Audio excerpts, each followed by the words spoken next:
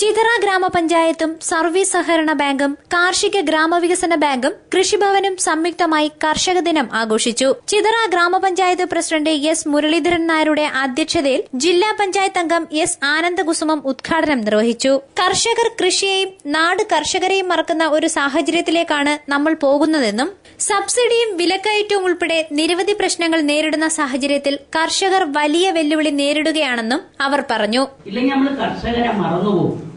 കർഷകർ കൃഷിയെ മറക്കുന്നു, നാട് കർഷകരെ മറക്കുന്ന ഒരവസ്ഥയിലേക്കാണ് പോയിക്കൊണ്ടിരിക്കുന്നത്. വലിയ വെല്ലുവിളിയാണ് നമ്മുടെ സംസ്ഥാനത്തുള്ള കർഷകർ നേരിട്ടുകൊണ്ടിരിക്കുന്നത്.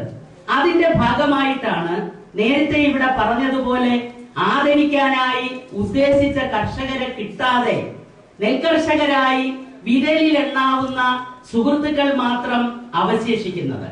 നമ്മുടെ ത്രിതല പഞ്ചായത്തുകൾ ധാരാളം പ്രവർത്തനങ്ങൾ കൃഷിയെ പ്രോത്സാഹിപ്പിക്കുന്നതിന് വേണ്ടി ഏറ്റെടുക്കുന്നുണ്ട്. പക്ഷെ അത് അതിൻ്റെതായ അർത്ഥത്തിൽ കൈകാര്യം ചെയ്യുവാൻ നമ്മുടെ കർഷകർക്ക് സാധിക്കുന്നില്ല.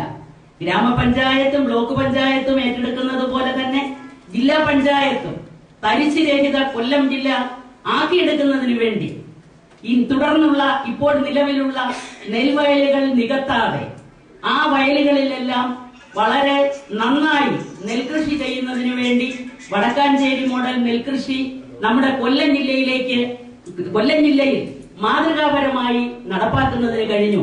കൃഷി ഓഫീസർ എൻ ഭാസ്കരപിള്ള സ്വാഗതം പറഞ്ഞു. ചടയമംഗലം MLA മുല്ലക്കര രത്നാകരൻ, ബ്ലോക്ക് പഞ്ചായത്ത് അംഗമായ കെ മീര, ഹുമയൂൺ കബീർ, മാജിദ യൂസഫ്, ഗ്രാമപഞ്ചായത്ത് വൈസ് പ്രസിഡന്റ് ലീന ഓമനദേവൻ, പഞ്ചായത്ത് അംഗങ്ങളായ തലവരമ്പ് അൻസർ, മടത്തറ അനിൽ, MS ശ്യാമളകുമാരി, കാർഷിക ഗ്രാമവികസന ബാങ്ക് പ്രസിഡന്റ് കൊല്ലായിൽ സുരേഷ്, സർവീസ് സഹകരണ bank president Karakulam Babu, CDS chairperson K Usha, assistant കൃഷി ഓഫീസർ കെ മോഹനചന്ദ്രൻ എന്നിവർ സംസാരിച്ചു.